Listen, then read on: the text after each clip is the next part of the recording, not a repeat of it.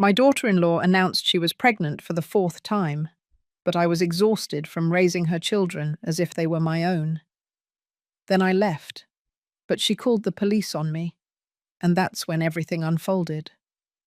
What I never imagined was that calling the police would be the beginning of the cruelest war I've experienced in my 67 years of life. I'm Betty, and for 6 never-ending years, I've been the real mother to 3 grandchildren, while their actual mother, Tiffany, lived as if she didn't have kids. When she gave me the news of the 4th pregnancy, something inside me snapped. It wasn't joy. It wasn't excitement. It was the straw that broke the camel's back. Because I knew exactly what it meant. Another baby for me to raise while she kept hopping from party to party. It all started 6 years ago when my first grandchild was born. Tiffany was barely 23, and I thought it was normal for a first-time mother to need help. It will only be temporary, I kept telling myself. It's normal for her to be nervous. But days turned into weeks, weeks into months, and months into an endless nightmare. Michael, my son, worked morning until night to support his new family, so the responsibility fell completely onto my shoulders.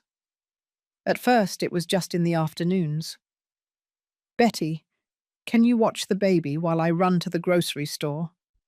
Then it turned into, "Betty, I have a doctor's appointment. Can you keep him?" And little by little, without me realizing it, I became the full-time nanny. Tiffany started going out with her friends on Friday nights, then Saturdays too, then Sunday afternoons. She always had the perfect excuse, always a reason why she couldn't take care of her own child. When the second baby arrived 4 years ago, I was already trapped. Tiffany didn't even pretend she was going to change. She would arrive at my house at 8 o'clock in the morning, drop off the 2 kids, and disappear until night. "I have things to do," she would tell me, as if raising her children wasn't one of those things. My days began at 6 o'clock in the morning preparing breakfasts, changing diapers, and ended at 10 o'clock at night when I finally managed to put the little ones to bed. I spent my entire pension on them: diapers, formula, clothes, toys, medicine when they got sick. I calculated once, and in those years I had spent more than $50,000 of my savings. Money I had saved for my old age, for my own needs, went directly to supporting the children of a woman who preferred to spend her money on new clothes and nights out in Los Angeles. The 3rd grandchild arrived 2 years ago, and by then I was no longer Betty, the affectionate grandmother.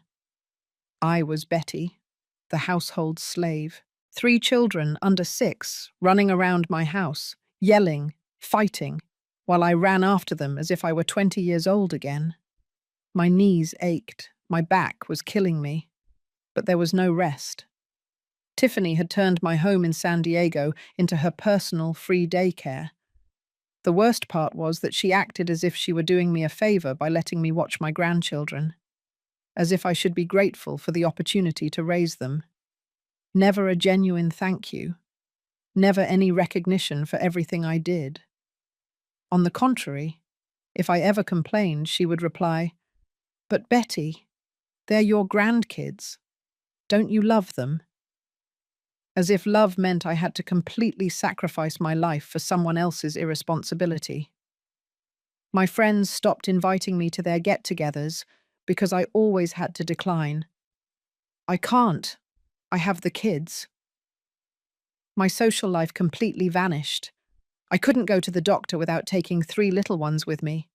I couldn't go shopping without carrying strollers and diaper bags. I couldn't even take a nap in the afternoons because someone was always crying, someone was hungry, someone needed attention. And there she was, at my doorstep, with a radiant smile, stroking her barely bulging belly, telling me, "Betty, we have wonderful news. We're having another baby." As if it were the greatest blessing in the world. As if she didn't see the permanent dark circles under my eyes. as if she didn't notice that I had aged 10 years in shadows in the last 6. At that moment, something inside me broke forever. I couldn't do it anymore. When Tiffany finished giving me the wonderful news of her 4th pregnancy, I stayed silent for several minutes. She kept talking excitedly about names, about how the other children would be happy to have another little sibling, about how blessed she felt. But I could only think of one thing. I just couldn't do it anymore. My body, my mind, my heart, everything was at its limit. "You're not excited, Betty?" she asked when she noticed my silence. "You're going to have another beautiful grandchild." And that's when I exploded. I didn't yell, I didn't raise my voice. I simply told her with a calm I didn't recognize in myself, "Tiffany, I'm not going to watch this baby. I can't do it anymore." Her smile faded as if she had been slapped. "What do you mean you're not going to watch him? You're their grandmother," she replied, as if that was enough explanation for me to sacrifice another 3 years of my life.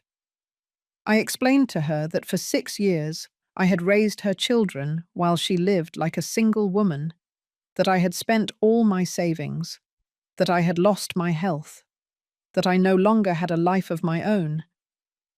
But Tiffany wasn't listening. She just repeated over and over, "But they're your grandkids, Betty. You love them, right? A grandmother who loves her grandchildren does anything for them." It was her favorite manipulation, turning my love for the children into an obligation to serve her forever. That night, I couldn't sleep. I checked my finances again, and the reality was devastating. Of the $80,000 I had saved for my old age, I only had $28,000 left. I had spent $52,000 in 6 years raising the children of a woman who spent her money on designer clothes and dinners at expensive restaurants. While I was buying diapers with my pension, she was buying $300 handbags. The next day, Tiffany arrived as always at 8 o'clock sharp in the morning with the 3 children. But this time, I was waiting for her at the door. "No," I told her simply. "Not today." Her face contorted into a grimace of disbelief. "What do you mean you—" "No, I have important things to do." She always had important things to do. Going to the nail salon was important. Lunch with her friends was important. But raising her own children, that was never important. "Well, you're going to have to do those important things with your children," I replied, "because I'm not your free nanny anymore." Tiffany stood at my door for 10 minutes, waiting for me to change my mind, to open it as I always had. But for the first time in 6 years, I kept my door shut. That afternoon, I received 5 calls from my son, Michael. Tiffany had run to tell him that his evil mother was refusing to watch her own grandchildren. "Mum, what's wrong with you? Tiffany is crying. She says you won't help her with the kids." The word help cut me like a knife. Helping is something you do occasionally, not something that consumes your entire life. I explained to Michael everything that had happened in those 6 years, how I had spent my money, how I had lost my health, how I hadn't had a single day off. But he just repeated the same thing as his wife. "But Mum, they're your grandkids. Don't you love them?" As if loving meant destroying myself for their convenience. "Michael," I told him, "I love my grandchildren more than my own life, but I am not going to continue being a slave to a woman who doesn't want to be a mother." My son fell silent. I think for the first time in years, he really heard what I was telling him. But Tiffany wasn't going to give up so easily. Over the next week, she implemented her favorite strategy, emotional blackmail. She brought the children to my door every day. The kids cried, asking me to let them in as always. "Grandma Betty, why don't you love us anymore?" My heart broke every time, but I knew that if I gave in even once, we would be back in the same hellish cycle. Tiffany had told the children that Grandma Betty didn't love them anymore, which is why they couldn't play at my house. She was using my own grandchildren as emotional weapons against me. It was cruel and manipulative, but effective.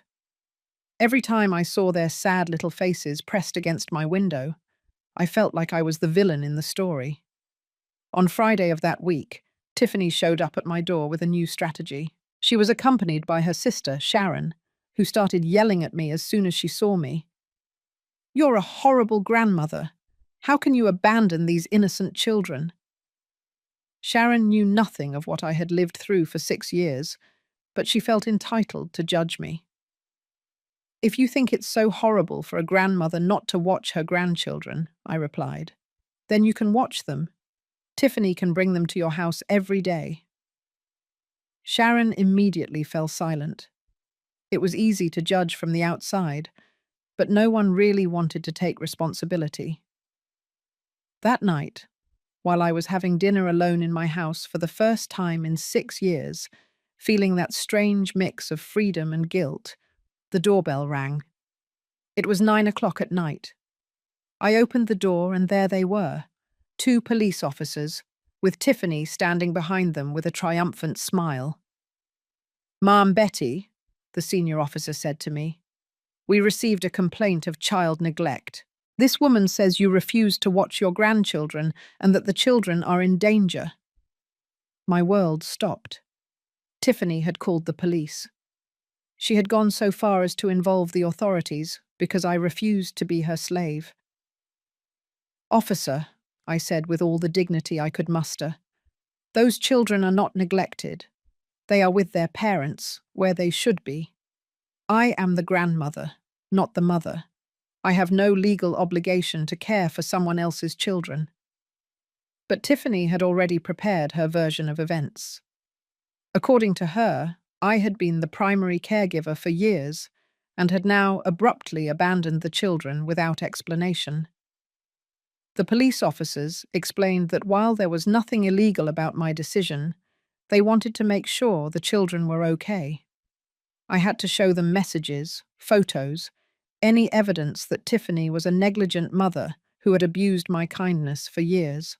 When the officers left, after confirming that the children were safe in their own home with their parents, Tiffany remained standing at my door.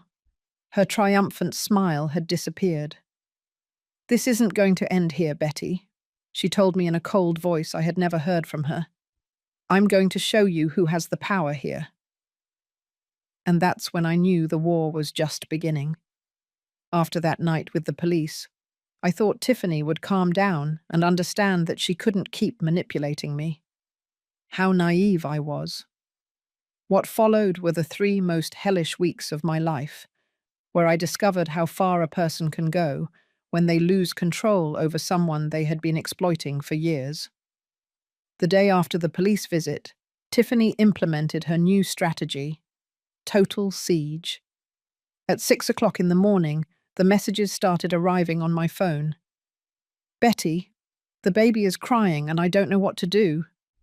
I need you to come over. Betty, I don't have money to buy formula. The children are going to starve. Betty, I'm pregnant and I feel sick. I can't watch 3 children alone." Each message was more dramatic than the last. According to Tiffany, if I didn't give in, the children would die of hunger, they would get sick, they would suffer psychological trauma. Everything was my fault for being a selfish grandmother who cared more about her comfort than her grandchildren's well-being. I received between 20 and 30 messages daily, all full of manipulation and emotional blackmail. But the worst part came when she started using the children as messengers. She sent them to knock on my door with little cards that read things like, "Grandma Betty, Mummy says you don't love us anymore. Is it true you don't want us?" Imagine the pain of reading those words written in the shaky handwriting of a 5-year-old child. Tiffany had turned my own grandchildren into soldiers in her psychological war against me.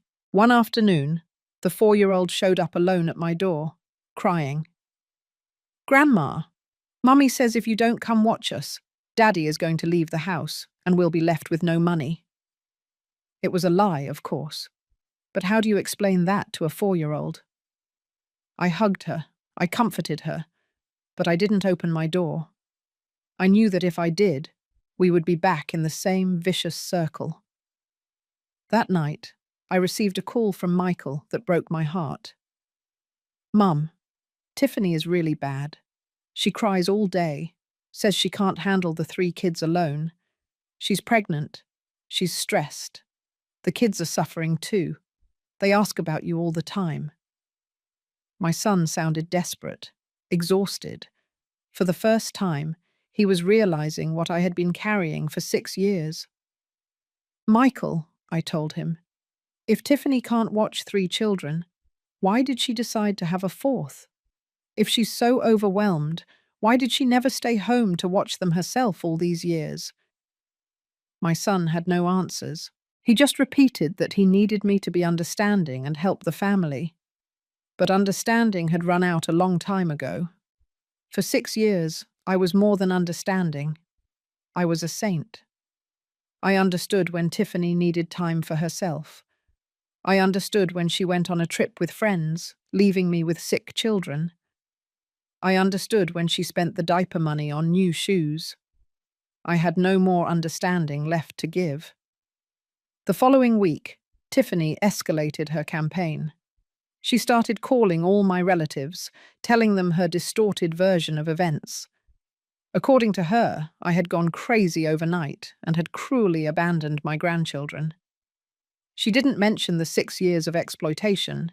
She didn't talk about all the money I had spent. She didn't talk about her constant outings while I raised her children.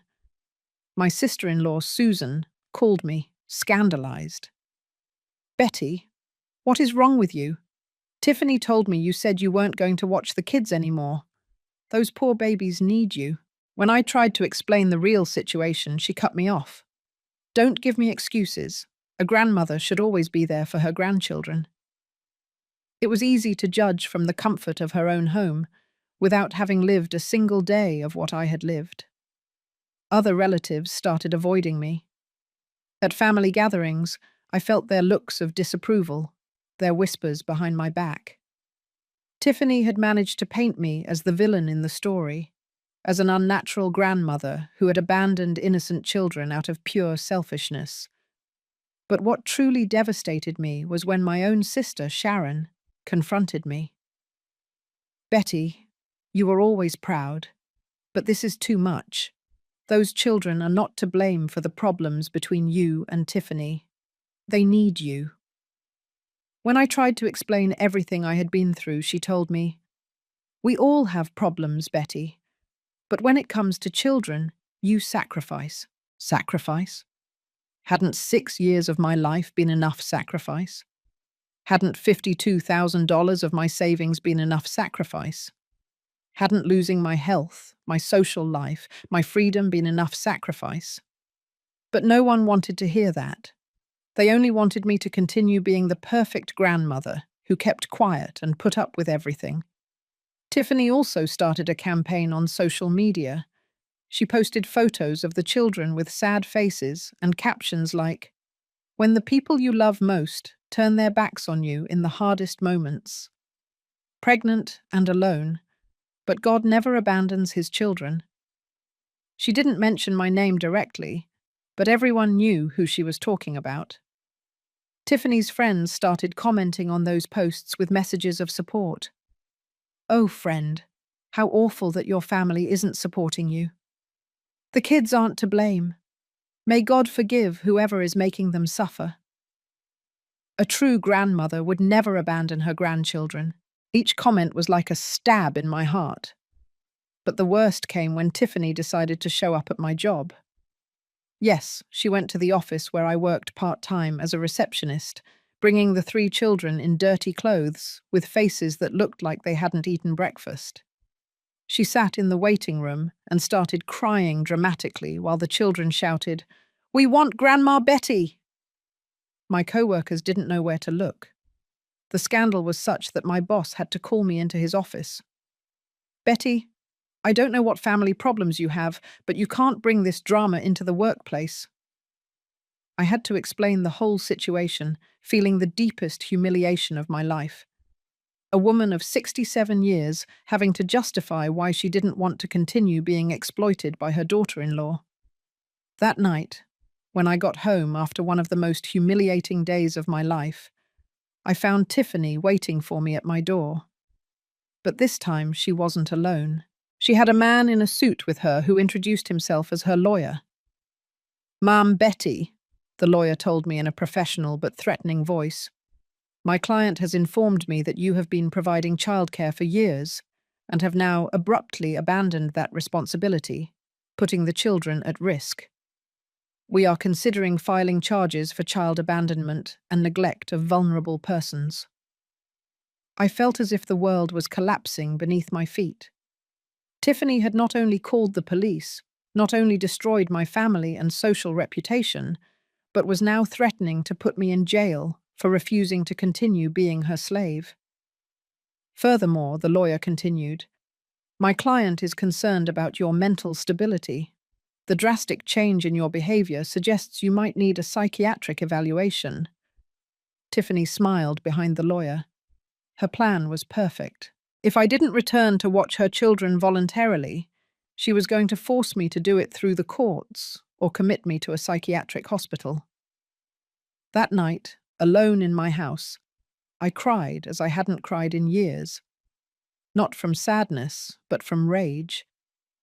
Rage for having allowed myself to be used for so long. Rage for having believed that family love justified any abuse.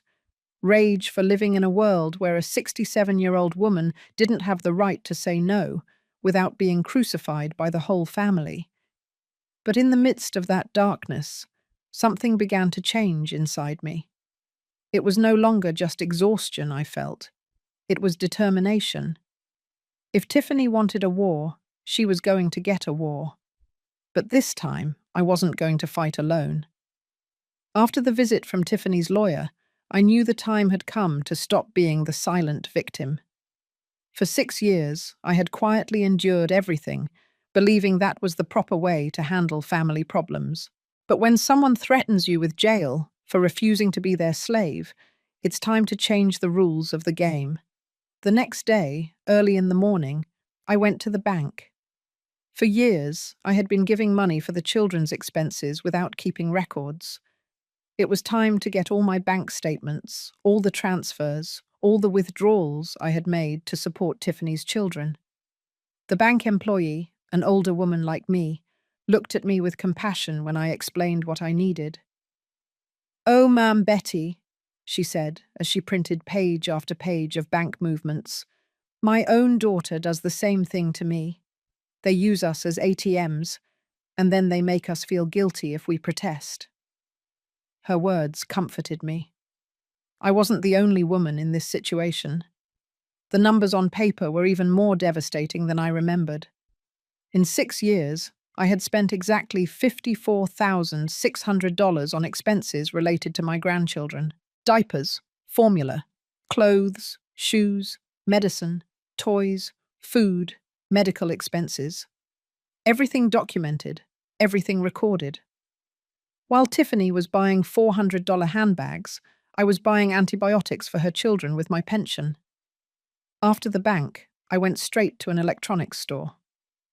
If Tiffany wanted to play dirty, I could too.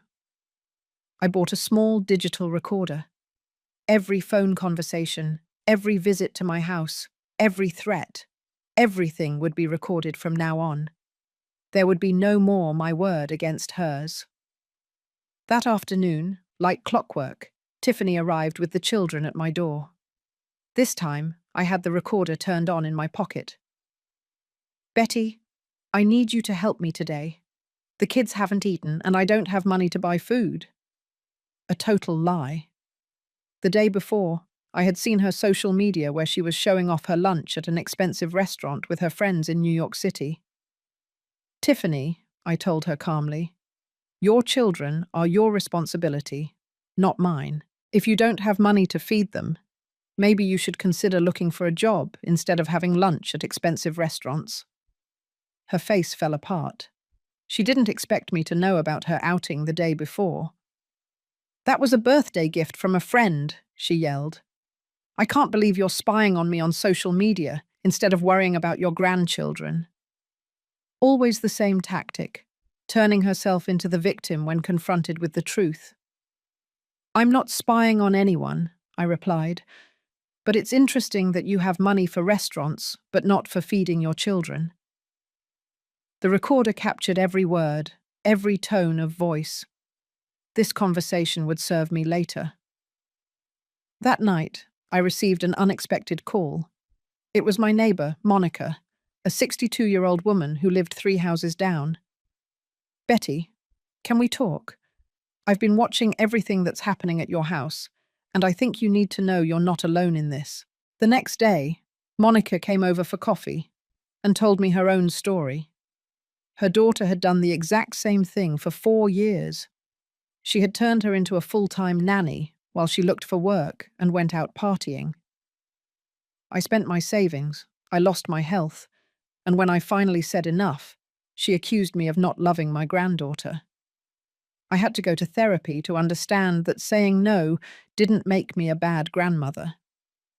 Monica put me in touch with other women in the neighborhood who had experienced similar situations. It was incredible to discover how many grandmothers were being exploited by irresponsible adult children. All of them had kept silent for years.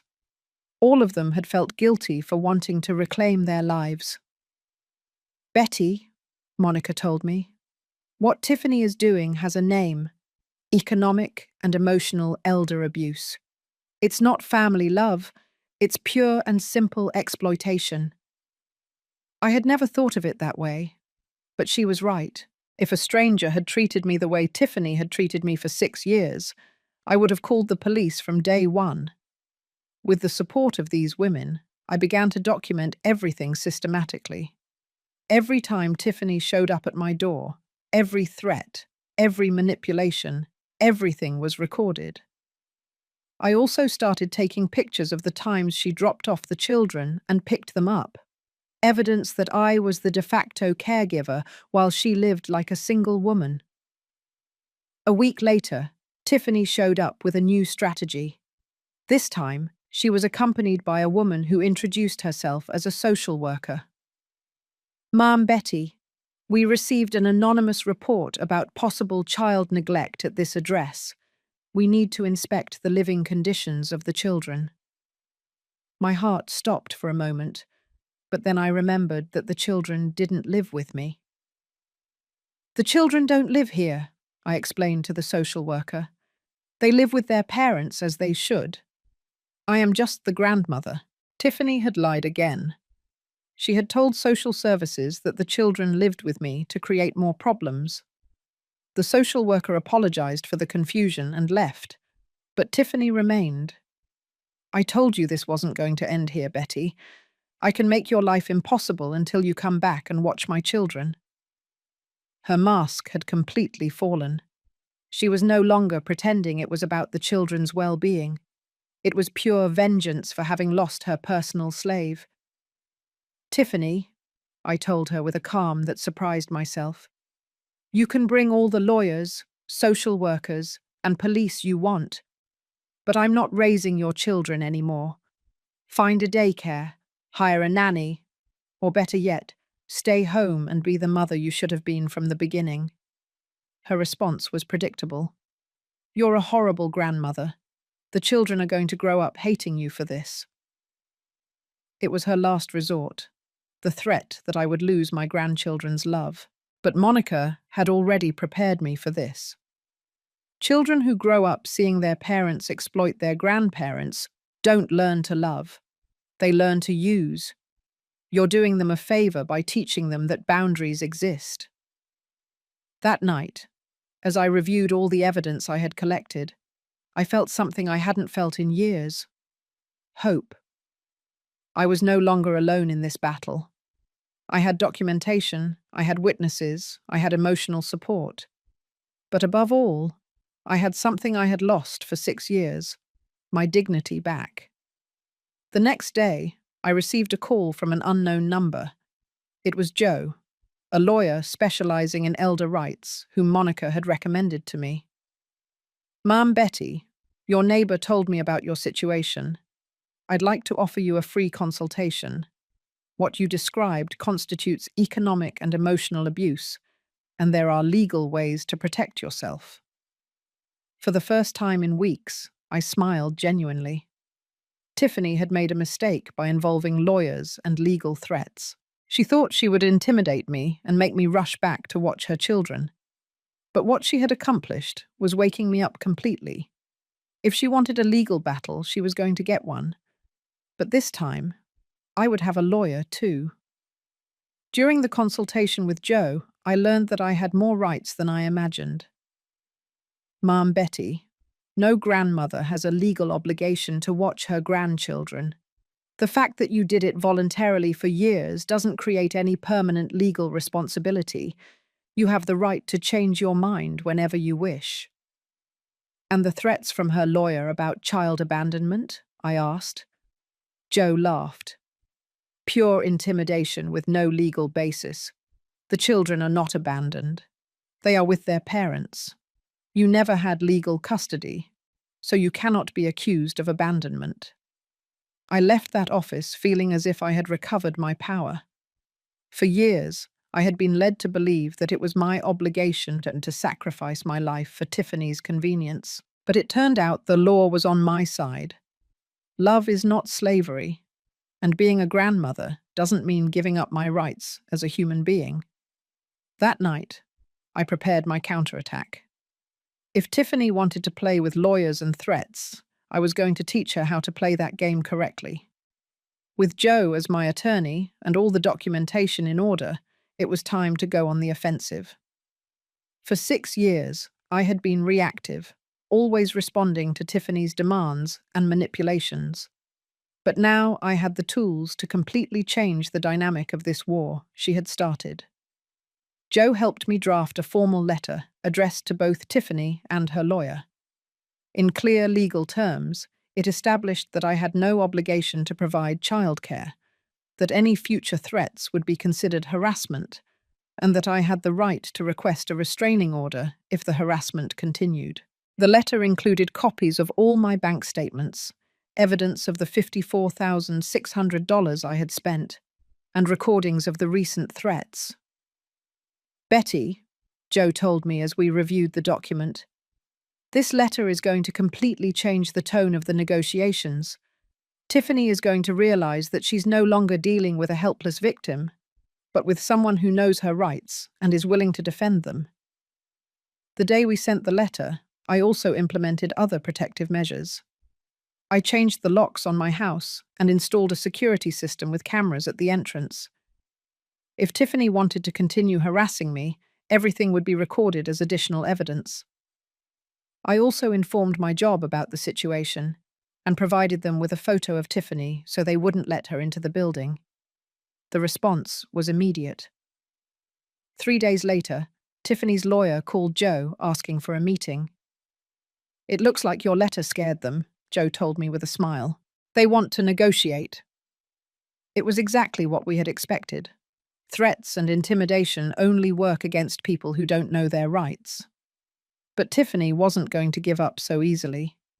When she realized that the legal tactics weren't working, she escalated to something much more personal and cruel. She started a systematic campaign to alienate my grandchildren from me, telling them that I had abandoned them because I didn't love them anymore. My oldest grandchild, who was 6 years old, found me at the supermarket one afternoon and asked me with tears in his eyes, "Grandma Betty, is it true that you don't love us anymore because Mommy is having another baby?" That moment broke my heart. Tiffany was using my own grandchildren as emotional weapons, damaging their psychological stability to try to manipulate me. I knelt down to his height and explained to him in simple words, "My love, I love you more than my own life. But Mommy needs to learn to take care of you herself, like all mums do. I will always be your grandma who loves you, but I also need to take care of myself." It was hard to explain concepts like boundaries and manipulation to a 6-year-old.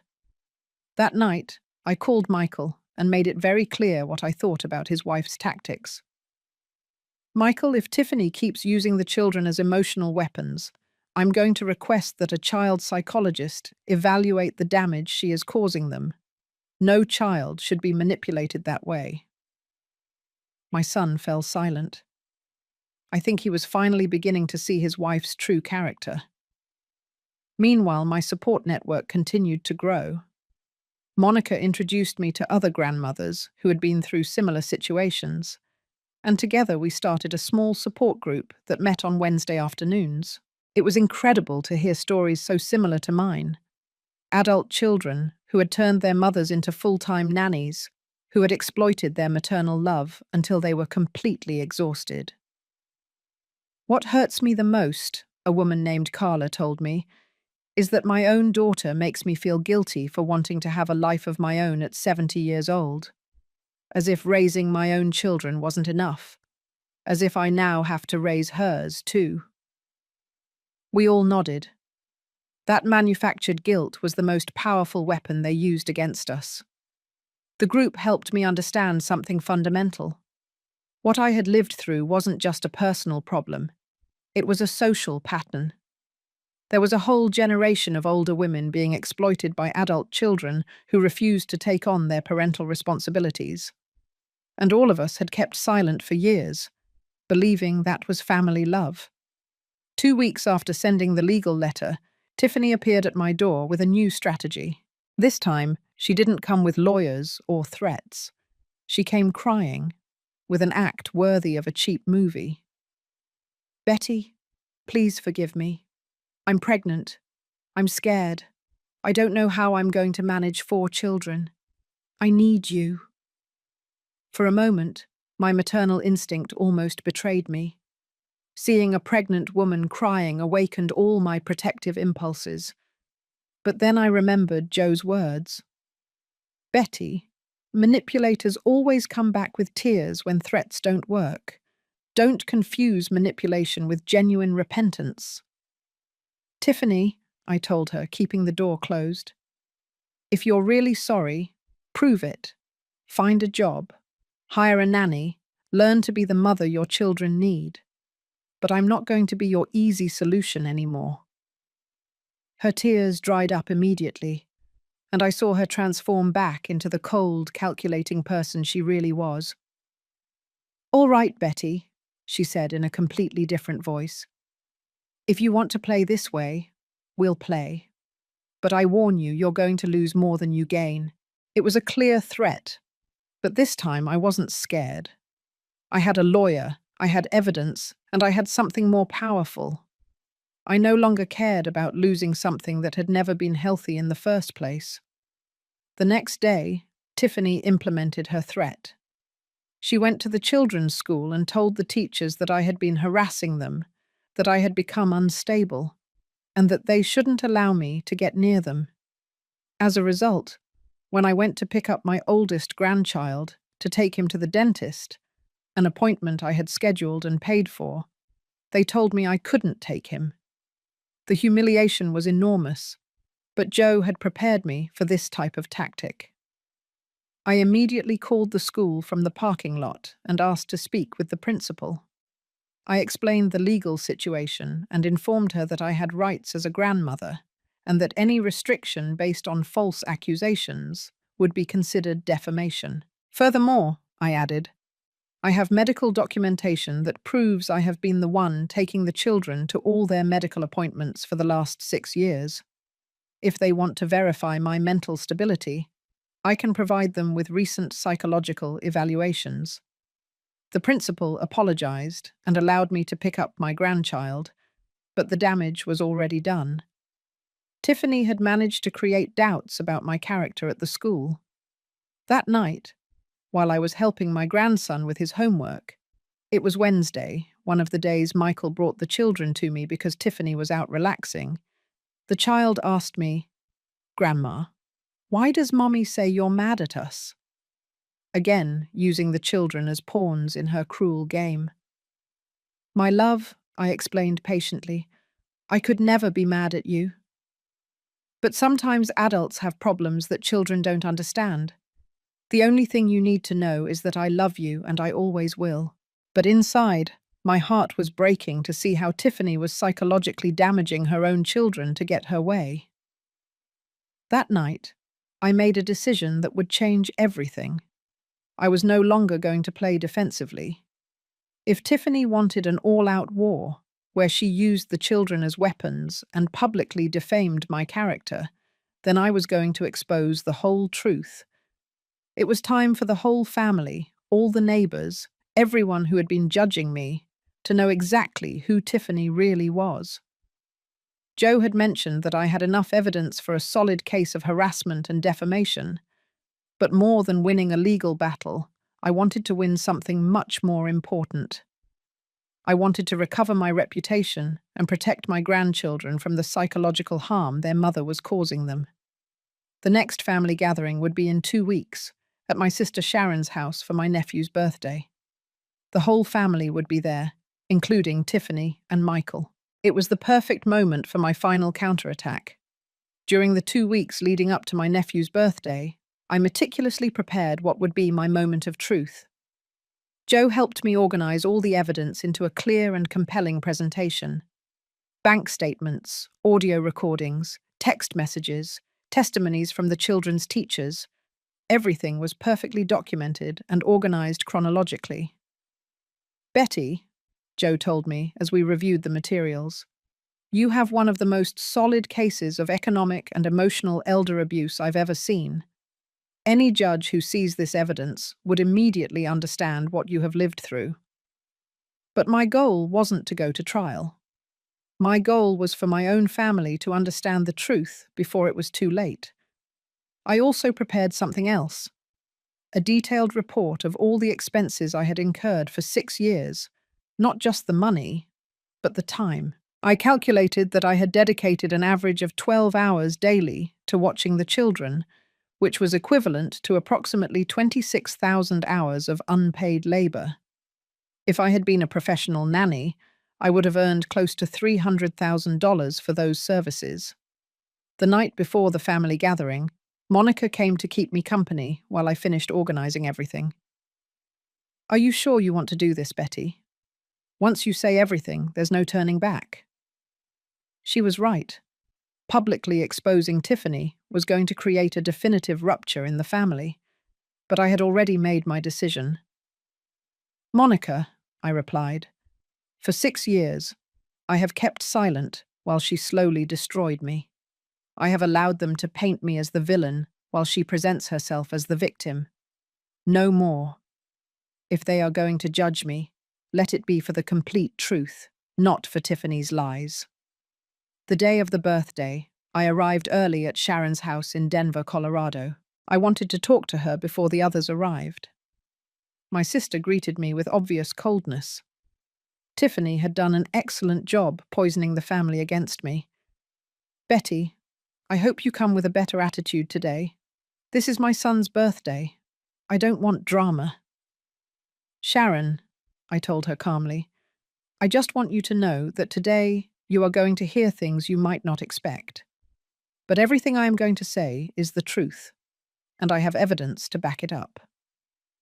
My sister looked at me with distrust, but nodded.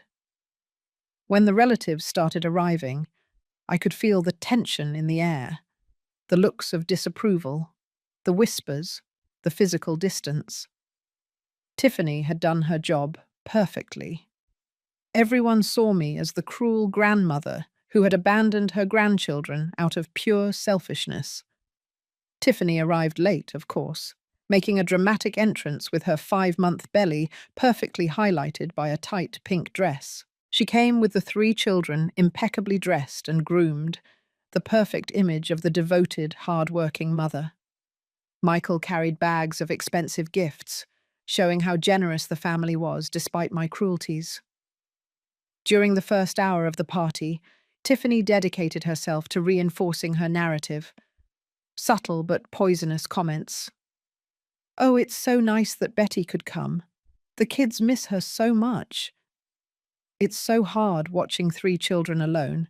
especially being pregnant, but a person does what she has to do for love. I hope someday Betty remembers how important family is. Each comment was like a stab, but I remained serene. I knew my moment would come. Meanwhile, I observed the reactions of the relatives. Some nodded understandingly at Tiffany's comments.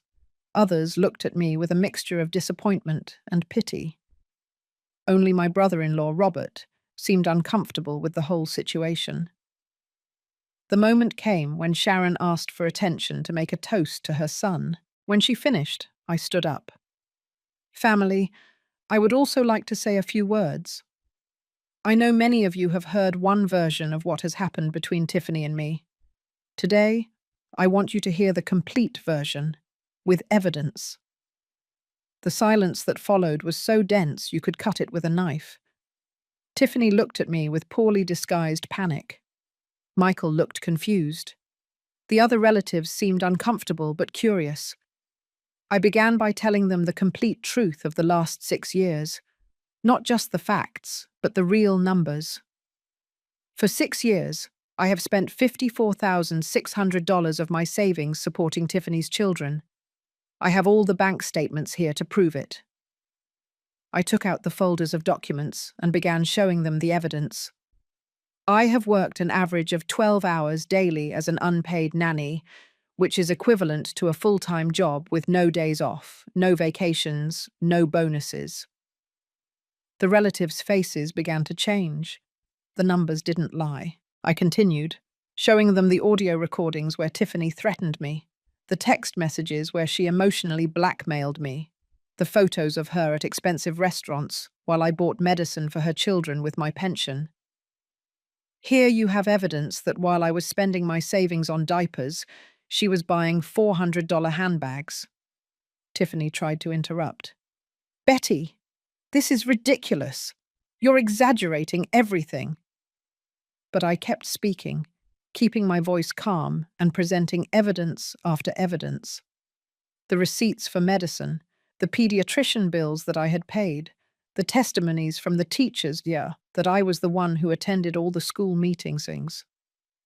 And when I finally said I couldn't do it anymore, I continued, Tiffany threatened me with lawyers, called the police alleging child abandonment, went to my job to publicly humiliate me, and told the children that I didn't love them anymore to emotionally manipulate me. The silence in the room was deafening. Robert was the first to speak. Betty, I didn't know any of this. Tiffany told us that you had changed overnight, that you had become selfish for no reason. Other relatives began to murmur among themselves, processing all the information.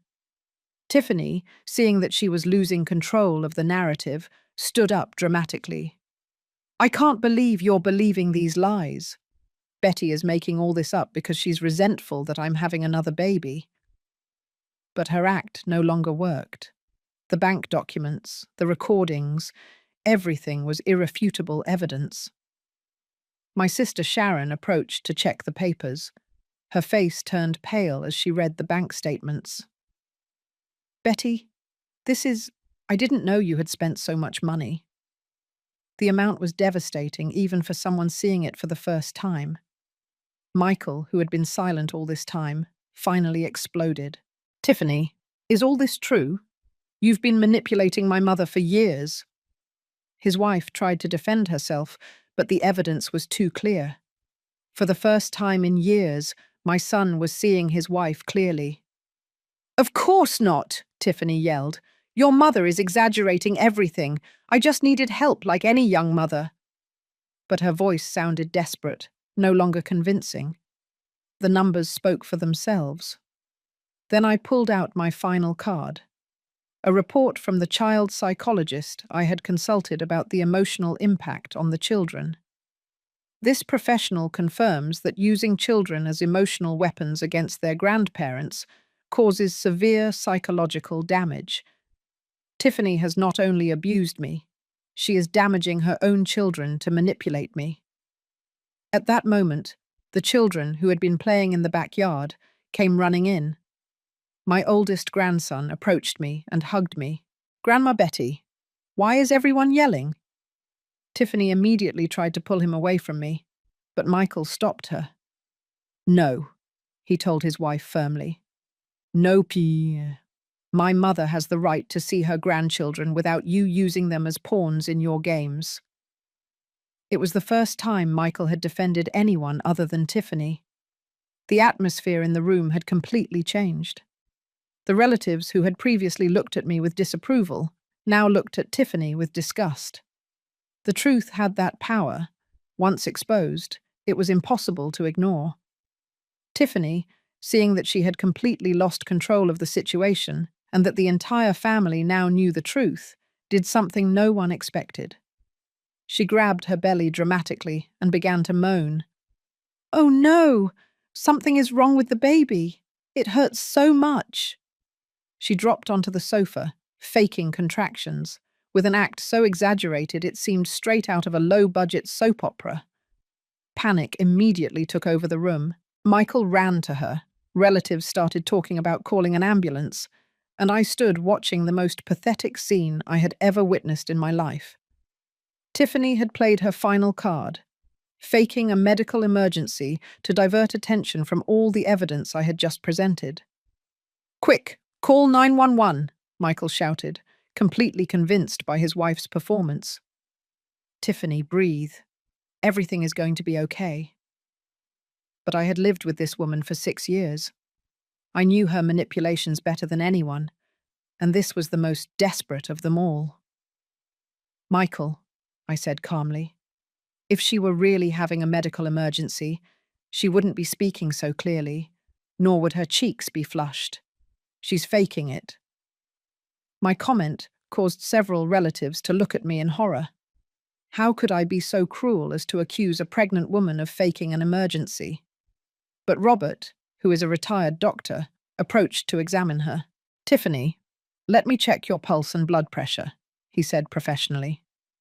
She immediately became nervous. "I don't need you to check me. I need to go to the hospital." Her resistance to being examined by a real doctor was suspicious. "If you really have an emergency," Robert insisted, "I need to assess your vital signs before the ambulance arrives." Tiffany had no choice but to let him check her.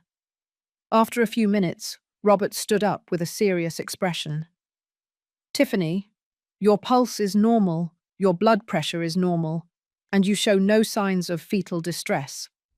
Are you sure you feel pain?" Tiffany's face fell apart.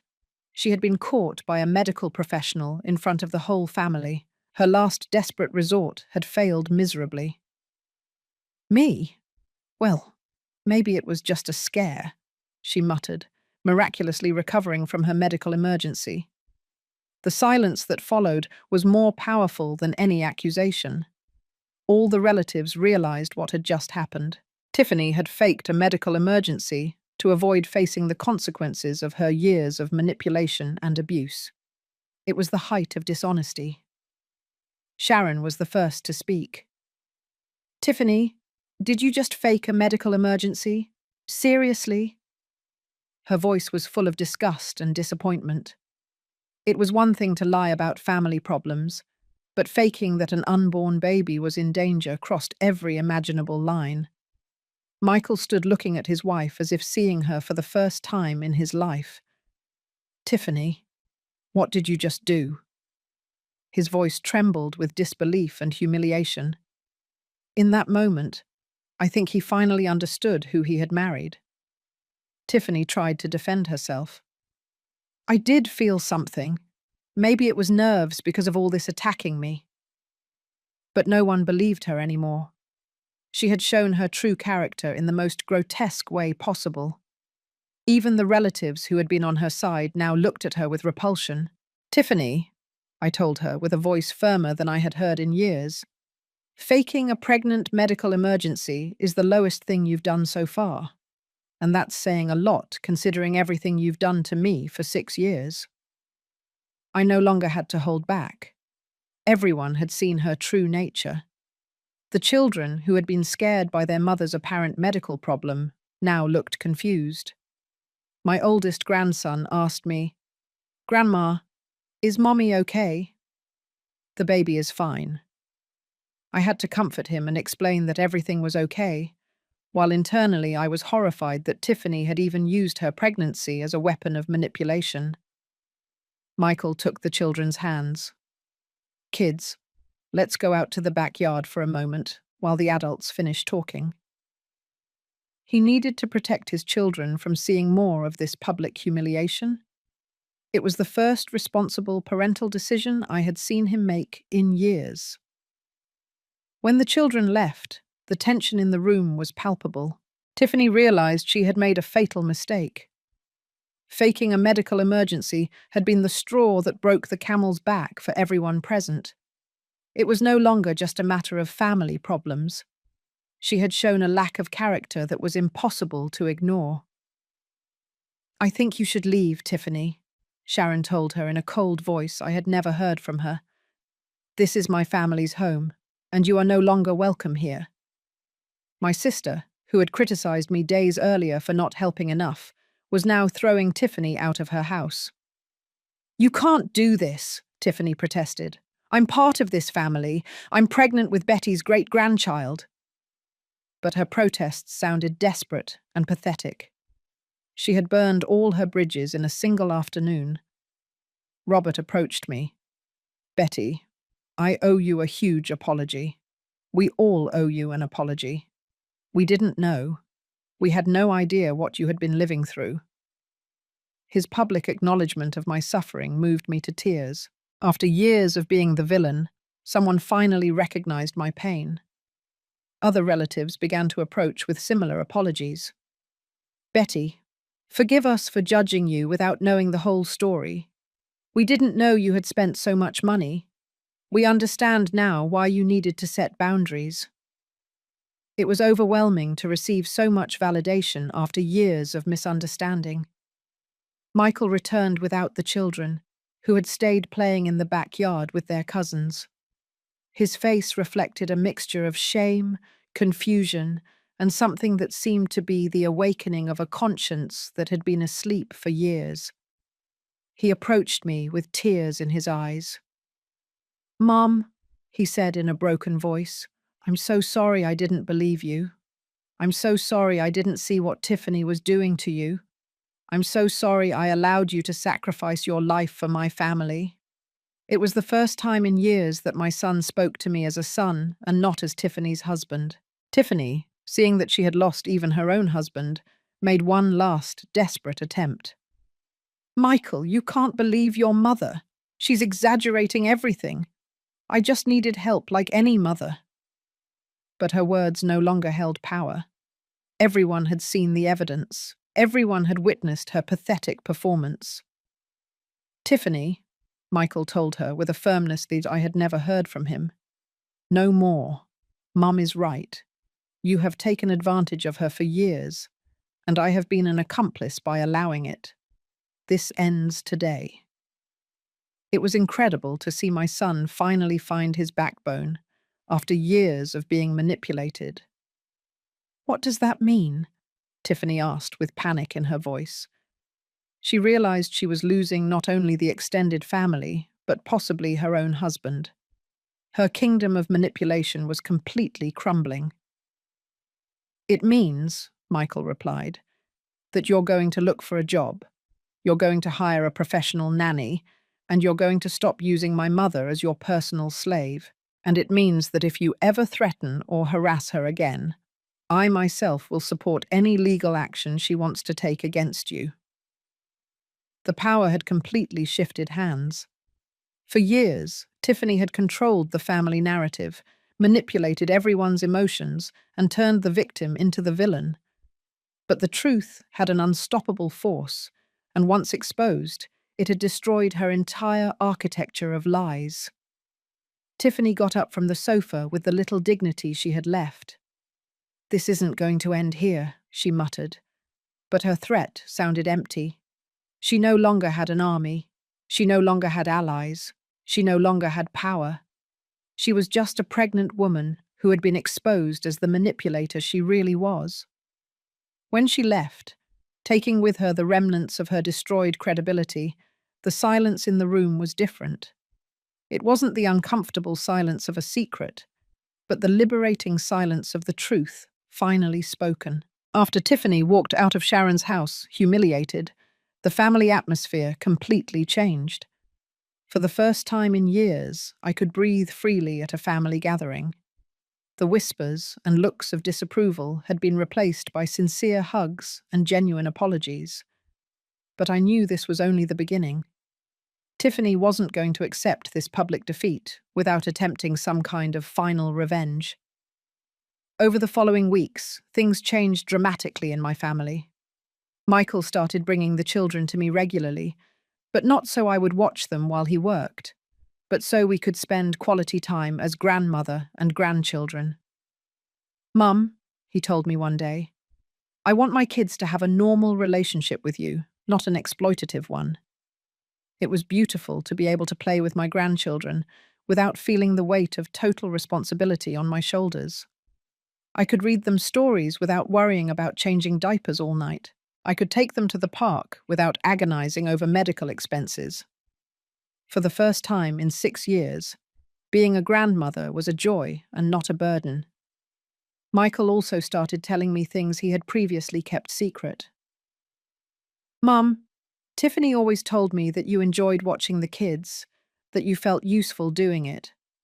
She told me that if we took that responsibility away from you, you would feel rejected and depressed." It was incredible to discover how Tiffany had manipulated even my own son's perceptions of my feelings. "She also told me that the money you spent was your way of showing love," Michael continued with shame. "That grandmothers who truly love their grandchildren always contribute financially. I thought you were happy to do it." The manipulation had been so systematic that it had brainwashed the entire family.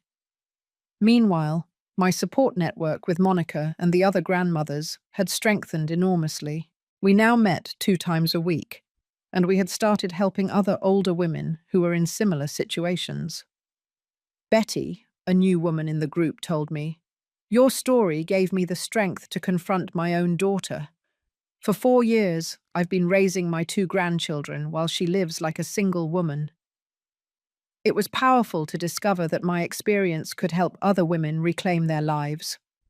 We had created a real support system where we validated each other and gave each other practical strategies for setting healthy boundaries with manipulative adult children. Joe, my lawyer, kept me informed about the legal aspects. "Betty, since we sent that letter, Tiffany hasn't made any legal move against you.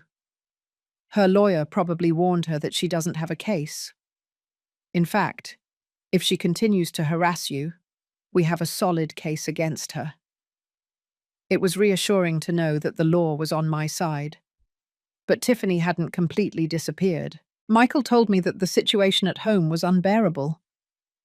"Mum, since what happened at Aunt Sharon's house, Tiffany is furious. She blames everyone but herself. She says the family betrayed her, that you manipulated her with lies, that everyone is unfair to her." Her ability to distort reality was truly impressive. "But the worst part," Michael continued, "is that now that she has to watch the children herself, she's realizing how difficult it really is. The kids cry for you all the time. They ask when they can stay with you again. She doesn't know what to do with them." The irony was perfect. After years of taking my labor for granted, she finally understood its value. One afternoon, 3 weeks after the family confrontation, I received an unexpected call. It was my sister-in-law, Jane, Michael's sister, who lived in another city. "Betty," Tiffany called me crying, telling me that the whole family had turned against her unfairly. She wanted to tell me her version before you manipulated me too. I laughed. Even after the public humiliation, Tiffany was still trying to control the narrative. "And what exactly did she tell you?" I asked with curiosity. Jane's response surprised me.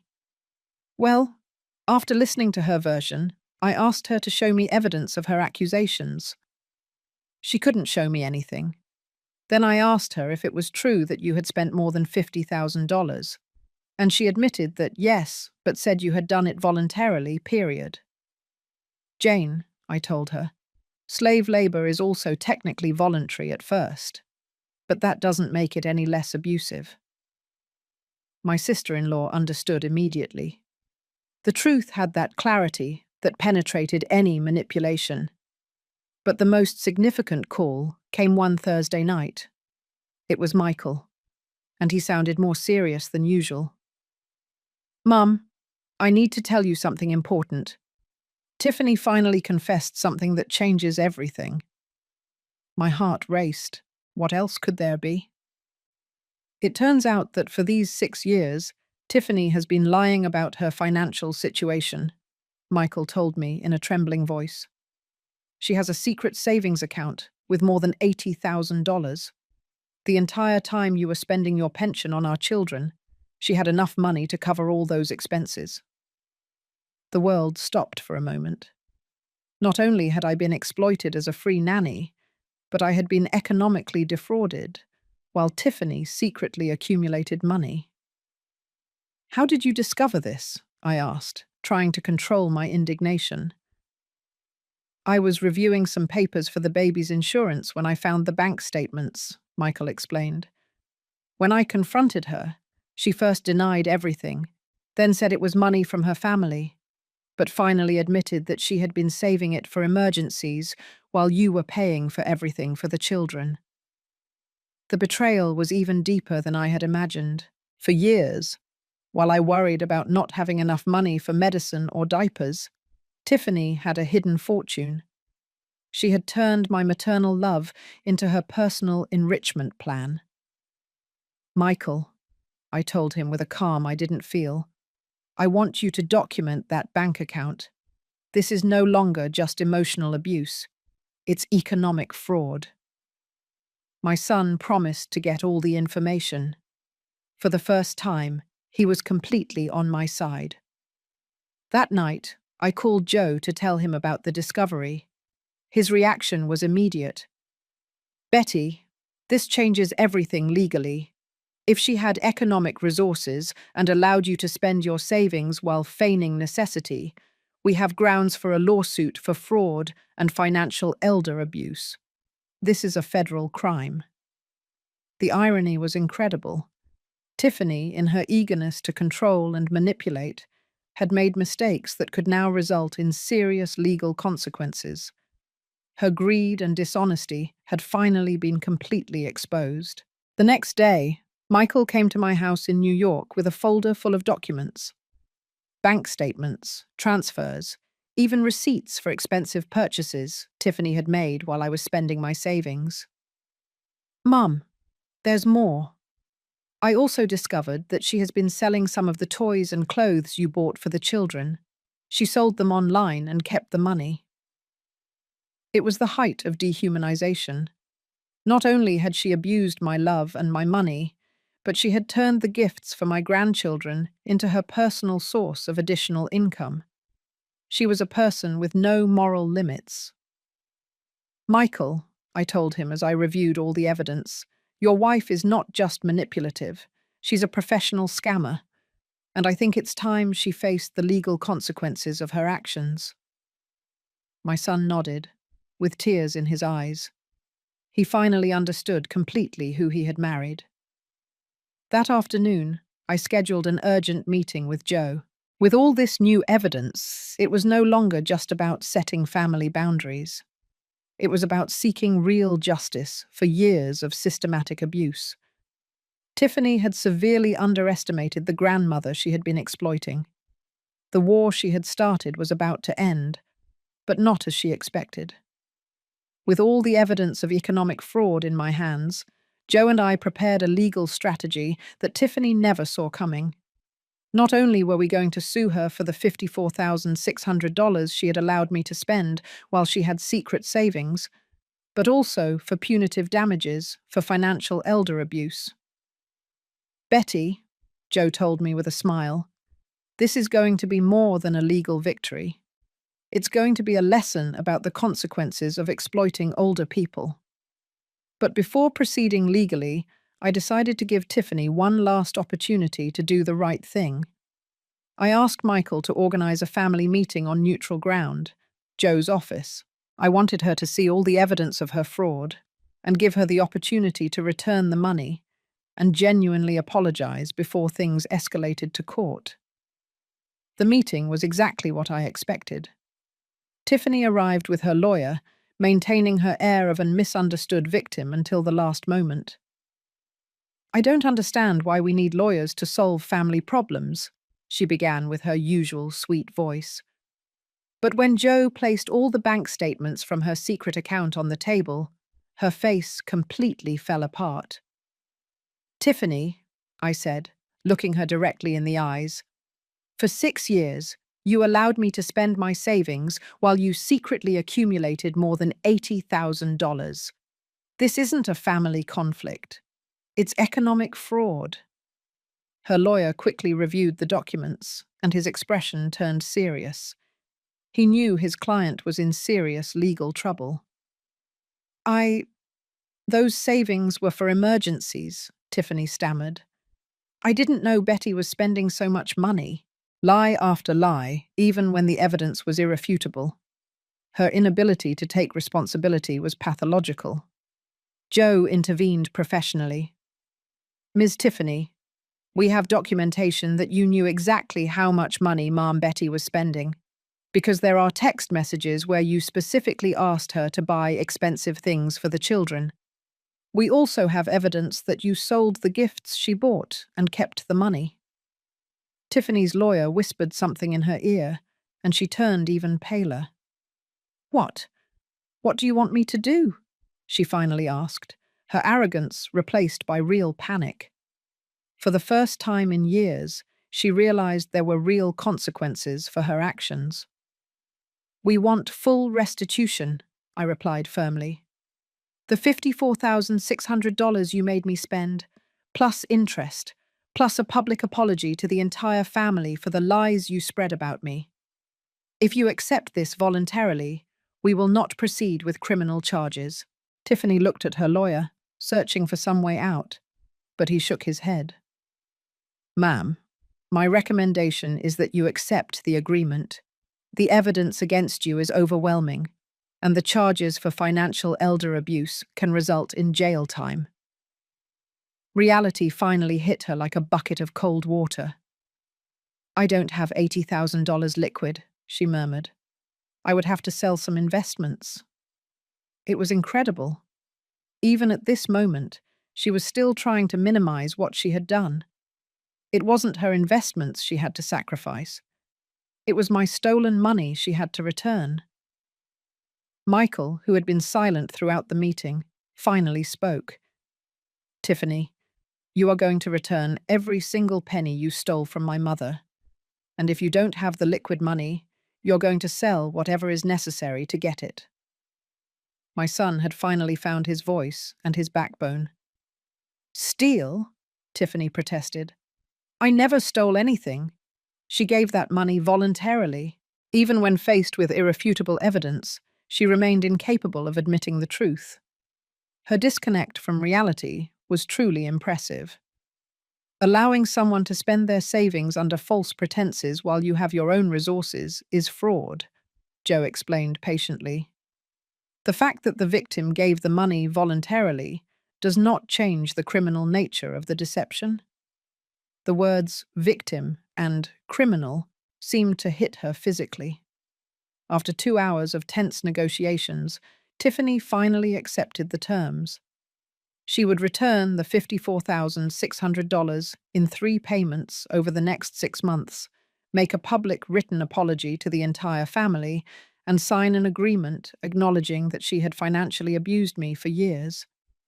But the most important thing for me was not the money.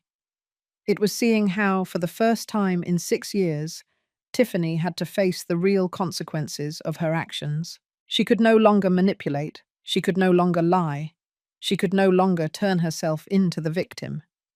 The truth had come out, and justice was being served. 6 months later, when I received the final restitution payment, my life had completely changed. I had recovered not only my money, but my dignity, my family, and my peace of mind. Michael had divorced Tiffany and had shared custody of the children. "Mum," he told me, "when I got married, I thought I had found a life partner. It turns out I had married a professional scammer."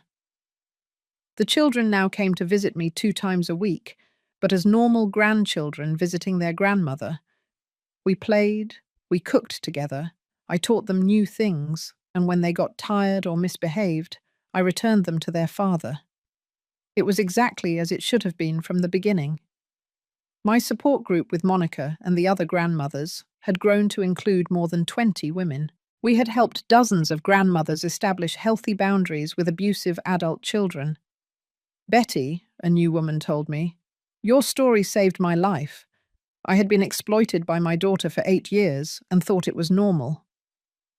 I had also started giving talks at community centers about elder abuse. It was important for other women to know that family love does not justify exploitation, that being a grandmother does not mean giving up all your rights as a human being, and that it is never too late to reclaim your dignity. As for Tiffany, the consequences of her actions continued long after the legal agreement. Her reputation in the family was destroyed forever. No one trusted her, no one wanted to be near her, and her social support network had completely disappeared. She had lost her husband, the respect of her children, and the place she had held in our family. The fourth baby was born 3 months after the divorce, and Tiffany found herself being a single mother of 4 children, without the support network she had abused for years. Michael religiously paid child support, but there was no longer a slave grandmother to watch them for free, no longer extra money from my savings, no longer emotional backing from the family. "It's ironic," Monica commented to me one afternoon while we were having coffee. "She spent years telling you that grandmothers who truly love their grandchildren make any sacrifice. Now she's learning what it really means to sacrifice for your children without exploiting anyone else." A year after this whole ordeal, I received an unexpected letter. It was from Tiffany, handwritten, asking for genuine forgiveness for the first time. "Betty," the letter said, "now that I am raising my 4 children alone, I finally understand what I did to you all those years. There is no excuse for having abused your love and generosity. I understand if you can never forgive me." I kept the letter in my desk without replying. Maybe someday I could forgive her, but the forgiveness would have to be for my own peace of mind, not for her benefit. I had learned that my kindness was not weakness, that my love was not an obligation, and that my forgiveness was not automatic. Now, at 68 years old, I have something I hadn't had in years, a life of my own. I travel with my friends, I take painting classes, I read the books I want to read, I sleep the hours I need to sleep. I love my grandchildren deeply, but that love no longer enslaves me. I have learned that true love includes healthy boundaries, mutual respect, and reciprocity. The most important lesson I learned is that it's never too late to reclaim your dignity. No matter how many years you've allowed yourself to be mistreated, no matter how much guilt they've made you feel, you can always decide that enough is enough. Old age is not synonymous with obligatory sacrifice, and being a grandmother does not mean giving up being a person. Today, when other women tell me stories similar to mine, I tell them the same thing I wish someone had told me 6 years ago. Your love for your grandchildren is beautiful, but don't let anyone turn it into your prison. You deserve respect, you deserve boundaries, and you deserve to live your own life. True love never requires you to destroy yourself. And that, finally, is the truth that set me free.